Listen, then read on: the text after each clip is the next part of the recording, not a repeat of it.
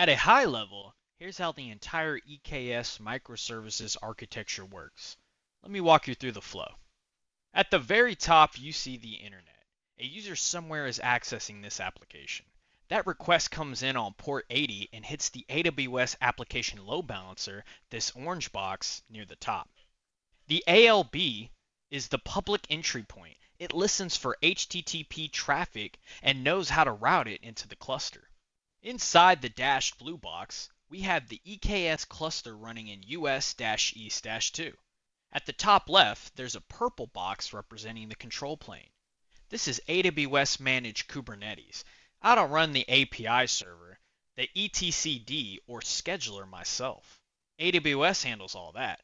I just pay a small fee per cluster per hour and focus on my workloads. On the left side, you see the front-end service. This is Kubernetes cluster IP service listening on port 80 inside the cluster. Underneath that are two front-end pods, each running an Nginx container. Nginx serves the static HTML, CSS, and JavaScript. The two replicas give us redundancy. If one pod crashes, requests still go through.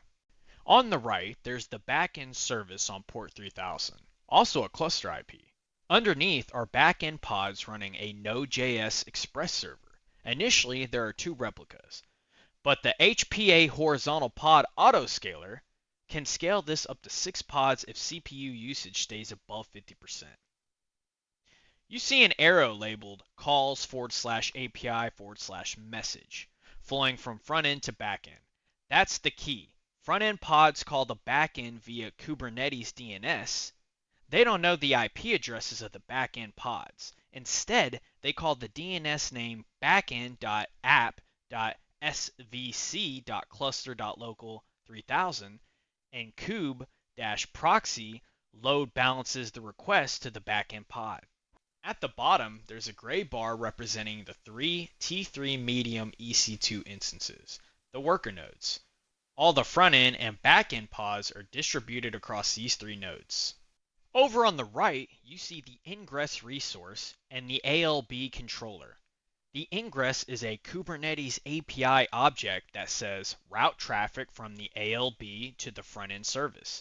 The ALB controller is a pod running in the cluster that watches for ingress objects.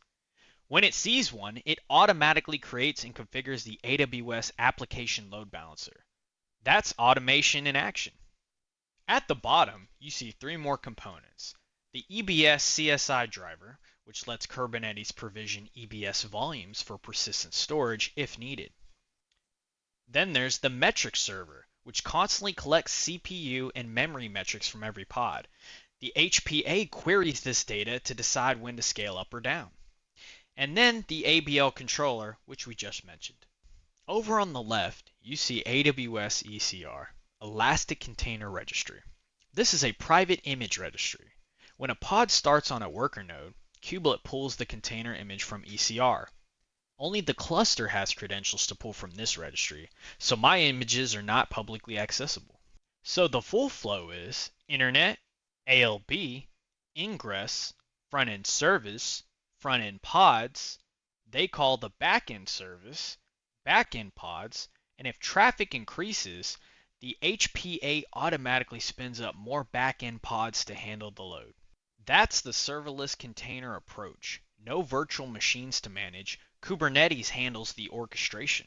AWS handles the infrastructure, and you pay only for what you use. The whole stack is reproducible because it's defined in YAML and managed with code.